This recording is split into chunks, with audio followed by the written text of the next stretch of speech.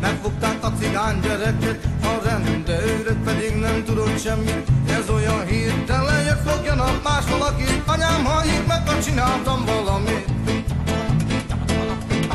Bajba vagy cigány gyerek, mert ezt most rád fogták. Azt mondtam valaki, hogy te is tudjál.